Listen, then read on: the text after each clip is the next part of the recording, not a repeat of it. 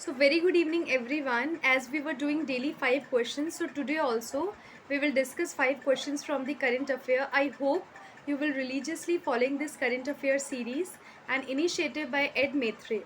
So before starting the questions, before starting the series, let me discuss a motivational thought with you, and that is the only man who never makes mistake is the man who never does anything. अगर आपने ज़िंदगी में कुछ mistake नहीं किया है तो कहीं ना कहीं आपने ज़िंदगी में कुछ बड़ा या कुछ डिफरेंट किया भी नहीं है. तो it was a thought by Theodore Roosevelt. This kind of thought you can use before starting your essay. और अगर कुछ फिलोसफिकल टाइप ऑफ क्वेश्चन आपको मिलते हैं तो आप उसमें भी जो है इस तरह के थॉट्स यूज़ कर सकते हैं. कुछ जो हमारे कंपलसरी पेपर्स होते हैं उसमें भी कुछ पैराग्राफ राइटिंग वगैरह आते हैं. जैसे अभी आप जेपीएससी का पेपर देख सकते हैं मेंस का, उसमें भी इस तरह के क्वेश्चंस पूछे गए हैं. तो आप इस थॉट से जो है वो उसको सब्सटेंशिएट कर सकते हो. तो काइंडली प्लीज़ जो थॉट्स मैं आपको बता रही हूँ उसको भी आप नोट डाउन करते रहिए. इससे आपका डेली एक एक कोड जो है वो ऐसे के लिए भी रेडी होता रहेगा. एथिक्स का मैं थोड़ा सा डिस्कस करती हूँ ताकि आप एक ट्रैक पे आ जाए एथिक्स के लिए. एंड ऑल्सो हमारे कोर्स में जो सत्या सर करवा रहे हैं आपको, उसमें भी वो एथिक्स का डेली डिस्कशन करते हैं वन टॉपिक, और वो भी पूरा डिटेल में. तो आप वहाँ से तो आप कोर्स करते ही हैं, साथ में यहाँ से भी आप एक क्वेश्चन प्रिपेयर कर सकते हैं. सो नेक्स्ट इज, ये क्वेश्चन मैंने अभी यूपी पीसीएस की पेपर से लिया हुआ है. And the question is, let me zoom it. The question is, the child learns values by what he observes around him. मतलब कोई छात्र या कोई बच्चा जो है वो अपने आसपास जो देखता है उसी से सीखता है. Discuss the role of family and society in the formation of values in the light of this statement. हमारी फैमिली का और सोसाइटी का क्या रोल है जो हमारे वैल्यूज़ को फॉर्म करने में. तो this is very easy question. अगर आपने एथिक्स का आपको कुछ नहीं भी पता तब भी एक जनरल आंसर आप इसमें ईजिली लिख सकते हैं. So before starting the solution, आप खुद सोचिए कि आप इसमें क्या क्या लिख सकते हैं. ऑफकोर्स चाइल्ड जो है वो वैल्यू सीखता है. इसमें जो बीएड वाले बच्चे हैं जिन्होंने बीएड किया हुआ है, for example I have done BEd also, so इसमें हमें अच्छे से पढ़ाया जाता है in the psychology of child की किस तरह से ये क्वेश्चन इवन 15-20 मार्क्स में आता भी है. तो वो वाले बच्चों को तो बहुत अच्छे से आता होगा ये. Otherwise you can write by your own also कि आप सब पॉइंटर्स उसमें क्या डाल सकते हैं. पहले आप इंट्रो डालोगे थोड़ा सा, है ना. उसके अगर मान लो 150 वर्ड्स में आपको लिखना है तो पहले आप इंट्रोडक्शन में ये डाल दोगे, येस चाइल्ड का जो फैमिली का जो है वो बहुत ज़्यादा रोल होता है, important role. Family plays a very important role in the development of values of a child. कौन कौन सी वैल्यूज़, ये आप स्पोक्स बना के आप खुद इमेजिन करो कि how you will write an answer. उसके बाद आप जो है वो role of family in the development of child. फिर what values the child can learn from the family, what values the child can learn from society. इसके 4-4 5-5 points लिखेंगे. और इसके अलावा आप स्पोक्स में भी ये चीज़ें जो है वो बता सकते हैं. तो बस इतना ही तो लिखना होता है, चाहे यूपीएससी के एग्ज़ाम हो चाहे कोई भी अदर एग्जामिनेशन हो. आप आपकी खुद की नॉलेज कैसे है, स्पेशली फॉर यूपीएससी जिसमें यूपी पीसीएस और यूपीएससी कोई भी स्टेट पीसीएस जिसमें सिलेबस बहुत वास्ट होता है. अगर मान लीजिए आपने कोई टॉपिक छोड़ भी दिया, आपने जनरल उसका थोड़ा पढ़ के चले गए, तो आपको ultimately how you present your answer, ये जो है वो मायने रखता है. आपने कभी भी देखा होगा कि किसी किसी का कंटेंट बहुत अच्छा होता है बट उनका प्रेजेंटेशन स्किल अच्छा नहीं होता. नॉलेज अच्छी होती है बट प्रेजेंट अच्छे से करना नहीं आता, तो उनको मार्क्स कम मिलते हैं. किसी किसी की नॉलेज बहुत लिमिटेड होती है बट वो प्रेजेंट ही इतनी सुंदर तरीके से कर देते हैं कि उनको मार्क्स जो है वो काफ़ी हाई मार्जिन पे मिल जाते हैं. और आपको पता है कि मेंस का एक एक नंबर जो है वो कहीं ना कहीं आपकी रैंक डिसाइड करता है.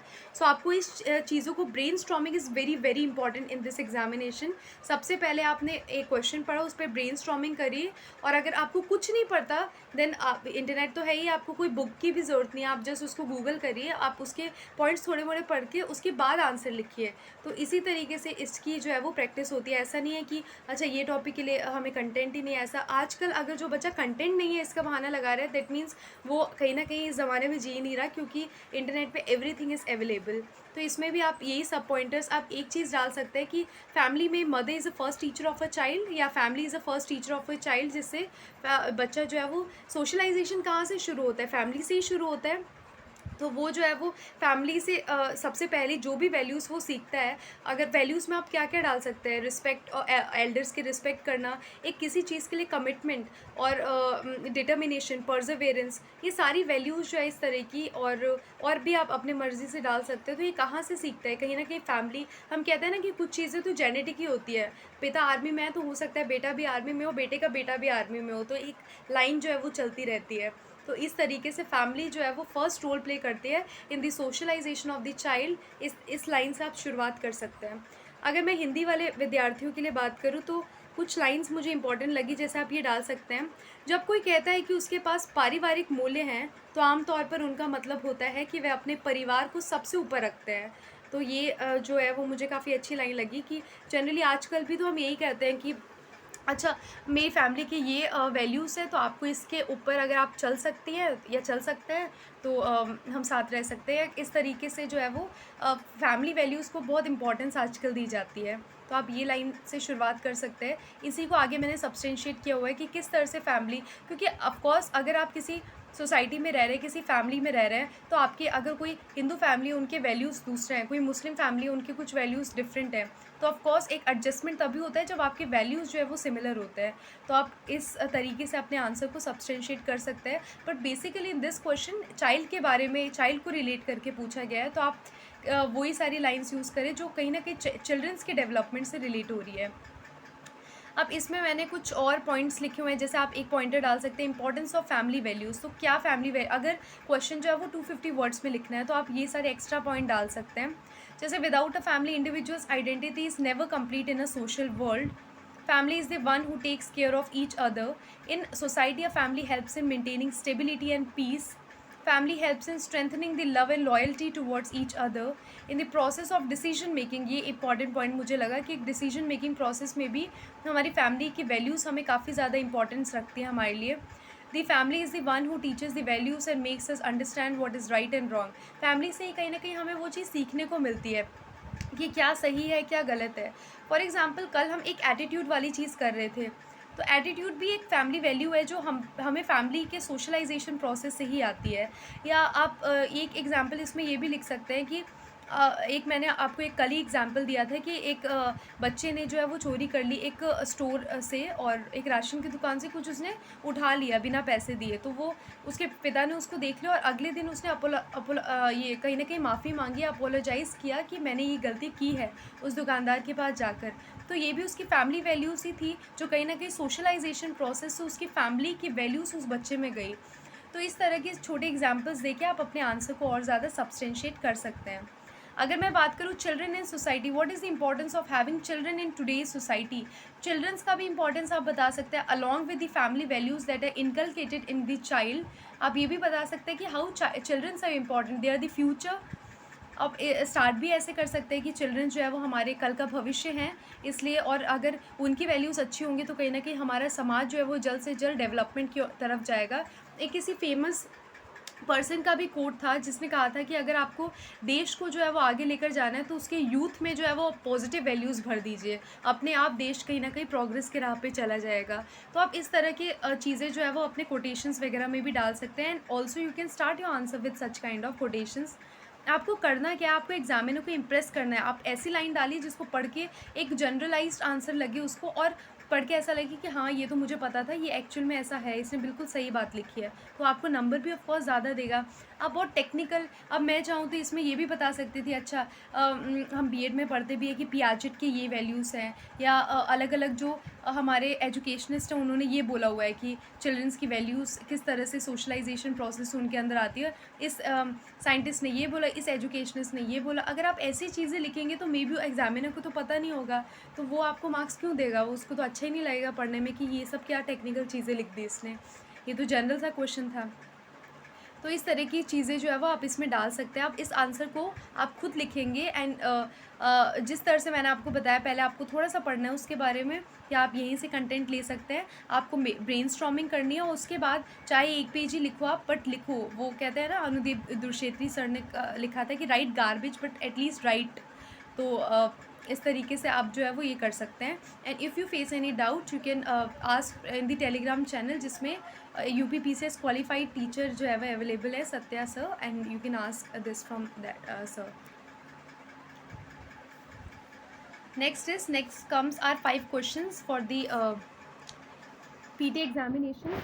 अब हमारी इनिशिएटिव का सिर्फ यही था कि हम आपसे 5 क्वेश्चंस डिस्कस करें, बट कहीं ना कहीं वो इवॉल्व होती है ना चीज़ें समय के साथ, तो हमें लगा कि आपको मेंस के लिए भी थोड़ा रेडी करने के लिए कुछ एक्स्ट्रा डालना चाहिए, इसलिए मैंने थॉट भी लिया एक एवरीडे और एक एथिक्स का एक टॉपिक भी। फिर हाल ही में फिनलैंड में पावो नुर्मी खेलों में किसने स्वर्ण पदक जीता? तो ये ऑप्शन है नीरज चोपड़ा, टेनी कैरेनन, ओलिवर हेलेंडर या एंडरसन पीटर्स। तो ये आंसर है नीरज चोपड़ा। और इंडिया का कोई है जिसने स्वर्ण पदक जीता है तो उसका उससे रिलेटेड क्वेश्चन पक्का आ सकता है, तो please kindly do this religiously. Paavo Nurmi खेलों में स्वर्ण पदक जीतने वाले का नाम है नीरज चोपड़ा। आप इसके बारे में थोड़ी सी डिटेलिंग पढ़ सकते हैं कि ये कहाँ हुआ था। तो ओलंपिक स्वर्ण पदक विजेता, ओलंपिक में भी इन्होंने जीता था भाला फेंकने में। 18 जून को फिनलैंड में पावो गर्मी गेम्स 2024 में 85.97 मीटर की थ्रो के साथ स्वर्ण पदक जीता। अब क्योंकि मैंने एफकिट का एग्ज़ाम दिया हुआ है तो इसमें जैसे ये है ना कि नीरज चोपड़ा ने कितने मीटर का मतलब कितने मीटर उसकी भाला जो है वो आगे गया था, तो 85.97 मीटर, तो कितना थ्रो किया था उसने। इस तरह से क्वेश्चन जो है वो उस एग्ज़ाम्स में पूछे जाते हैं।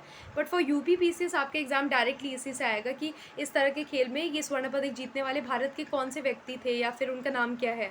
तो आपको याद रख रहे हैं नीरज चोपड़ा कौन सा पदक मिला है, स्वर्ण पदक जीता है उन्होंने, कौन से गेम में जीता है, तो फिनलैंड के पावो नुर्मी गेम्स में जीता है। चोट के कारण ऑस्ट्रावा गोल्डन स्पाइक मीट से चूकने के बाद यह सीज़न का उनका तीसरा इवेंट था, तो ये भी जो है वो आप डाल सकते हैं। चोपड़ा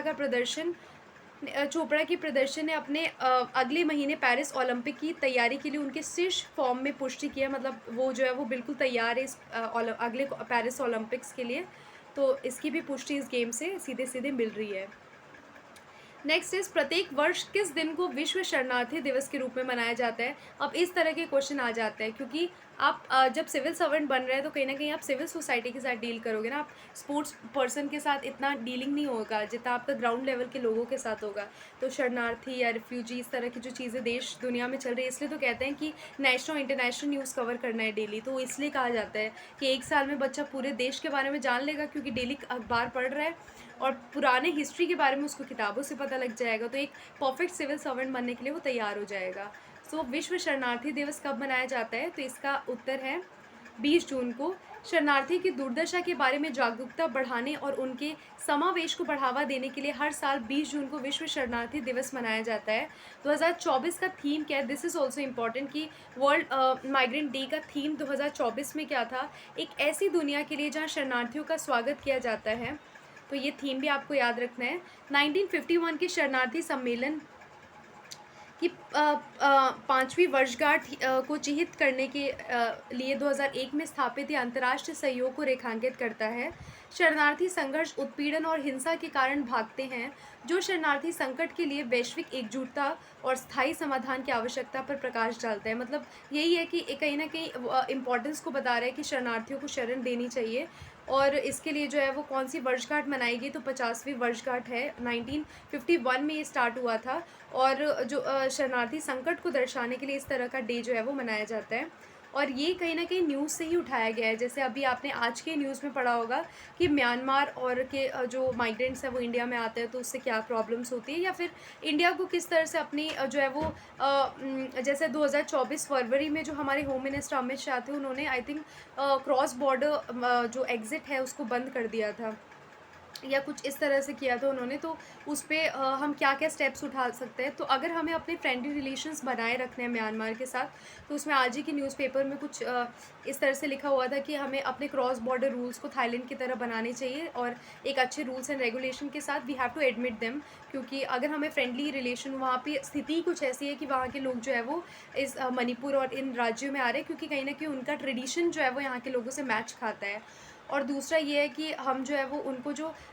मिलिट्री रूल चल रहा है वहाँ पे, सिविलियन पॉलिटिक्स जो है वो बिल्कुल वहाँ पे नहीं चल रही है अभी। तो अगर मिलिट्री रूल, मिलिट्री पर्सनस को हम आर्म्स और एम्यूनिशन दे रहे हैं और वो सिविलियंस को ही वहाँ पे मार रहे हैं, तो वो चीज़ भी नहीं होनी चाहिए कहीं ना कहीं। तो वो जो आर्म्स एंड एम्यूनिशंस इंडिया वाले म्यांमार के मिलिट्री को दे रहे हैं वो भी बंद होना चाहिए अगर वो वहाँ के सिविलियंस को मार रहे हैं। तो ये कुछ आज के न्यूज़ में जो है वो इम्पॉर्टेंट न्यूज़ थी रिगार्डिंग दी माइग्रेंट्स, और कहीं ना कहीं ये क्वेश्चन वहीं से उठ के आया हुआ है। तो कोई भी क्वेश्चन अगर आ रहा है तो आपके करंट अफेयर से रिलेट करके स्टैटिक में आता है। द नेक्स्ट क्वेश्चन इज, हाल ही में कौन सा हवाई अड्डा स्वसेवा बैगेज ड्रॉप प्रणाली शुरू करने वाला देश का पहला हवाई अड्डा बन गया है?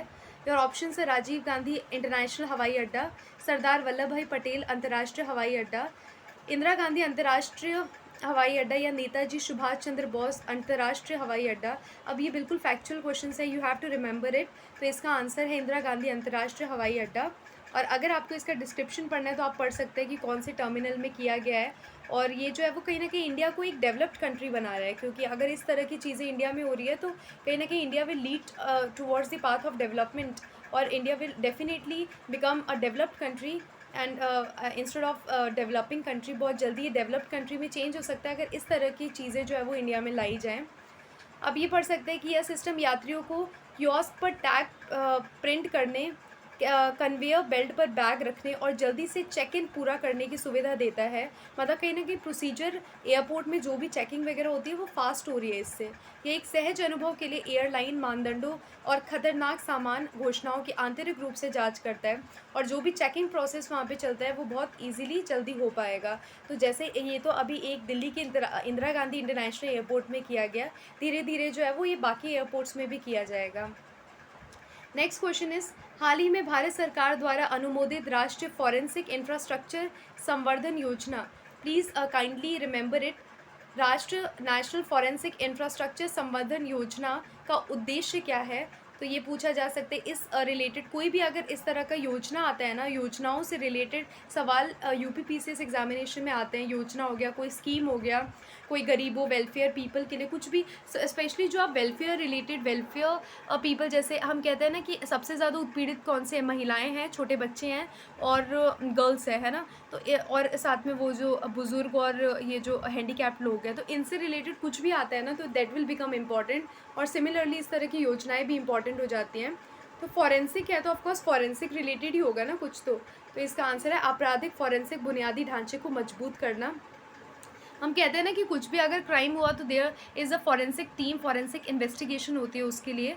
तो कहीं ना कहीं उसको जो है वो और मजबूत करने के लिए इस तरह की योजनाएं जो है वो भारत सरकार लेकर आ रही है। भारत सरकार ने फॉरेंसिक इंफ्रास्ट्रक्चर को मजबूत करने और आपराधिक न्याय प्रणाली की सहायता करने के लिए राष्ट्रीय फॉरेंसिक इंफ्रास्ट्रक्चर संवर्धन योजना को मंजूरी दी है। प्रधानमंत्री नरेंद्र मोदी की अध्यक्षता में केंद्रीय मंत्रिमंडल द्वारा 19 जून 2024 को स्वीकृति प्रदान की गई और गृह मंत्रालय के द्वारा इसको लागू कर दिया गया। फिर आप ये लास्ट वाली लाइन पढ़ सकते हैं कि NFIES ने में राष्ट्रीय फॉरेंसिक विज्ञान विश्वविद्यालय और अतिरिक्त केंद्रीय फॉरेंसिक विज्ञान प्रयोगशालाओं के लिए नए परिसर शामिल हैं। तो इस तरह की जो भी चीज़ें इसमें शामिल की गई हैं वो भी आपको याद रखना है। So this type of questions can come in your prelims examination, not important for mains but it can come in prelims exam. हाल ही में समाचारों में रहा कैसिमिर प्रभाव क्या है? This kind of question can be asked in BPSC, in UPSC as well as in UPPCS also. So please कोई भी टर्म्स रिलेटेड टू साइंस या कुछ भी इस तरह का आता है ना तो आपको वो याद रखना है। हाल ही में रहे कैमिसिर प्रभाव क्या है? तो इसका आंसर है, वैज्ञानिकों ने पता लगाया है कि छोटी मशीनों को बेहतर बनाने के लिए कैमिसिर प्रभाव को कैसे नियंत्रित किया जाए। छोटी मशीनों को बेहतर बनाने के लिए आपको ये याद रखना है, कैमिसिर प्रभाव यानी छोटी मशीनों को बेहतर बनाने के लिए किस तरह से स्टेप्स उठाए जाए, तो वो इस टर्म का मीनिंग है। 1948 में हेड्रिक कैमिसिर द्वारा भविष्यवाणी की गई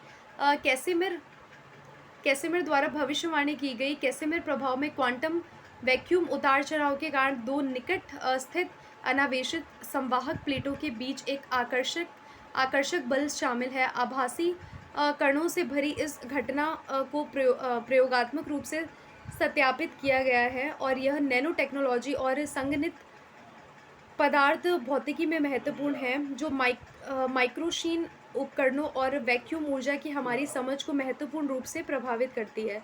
तो कहीं ना कहीं ये साइंस एंड टेक से रिलेटेड क्वेश्चन है। Sorry for my bad Hindi. तो आप थोड़ा सा इसको ध्यान दे लेना, जो भी लिखा हुआ है। You will get the PDF very easily from the Telegram group. और ये जैसी वीडियो आप हम पोस्ट करेंगे उसके साथ साथ आपको ये PDF भी पोस्ट कर दिया जाएगा वहाँ पे, so you can get this PDF और आप इसको अच्छे से रीड कर सकते हैं। सो जस्ट 5 क्वेश्चंस, कुछ पॉलिटी से रिलेटेड थे, कुछ करंट अफेयर से रिलेटेड थे, कुछ इंफ्रास्ट्रक्चर से रिलेटेड थे और कुछ साइंस एंड टेक से थे। तो कहीं ना कहीं ये आपकी छोटी छोटी नॉलेज जो है ये it will make you well prepared for the prelims examination and you have to work very hard if you have to clear the prelims, क्योंकि अब कॉम्पिटिशन बढ़ रहा है। पहले प्रीलिम्स पहले होने वाला था, लोगों के पास टाइम कम था, अब और बाद में हो रहा है, लोगों के पास टाइम ज़्यादा बन गया हुआ है। और ऐसे बहुत सारे लोग हैं जो पहले मेंस दे चुके हैं, तो प्रीलिम्स में उनको कॉन्फिडेंस होगा कि प्रीलिम्स तो हम यूँ कर जाएंगे। तो जो prelims is the first stage, अगर आपका ये नहीं होता it will demotivate you for the next examination या कुछ भी नेक्स्ट स्टेप के लिए। तो kindly focus on the prelims question very well, and along with that daily read the newspaper and then watch this video in the evening. जब भी आपको share होता है, you will get the notification if you subscribe the channel. So kindly subscribe, and all the best for your UPPCS preparation, as well as to other students also who are preparing for some other government examination. Definitely you will clear it if you will continue the series continuously, और कहीं ना कहीं अगर आप regular लगे हुए हैं तो आपको सफलता ज़रूर मिलेगी. Thank you so much.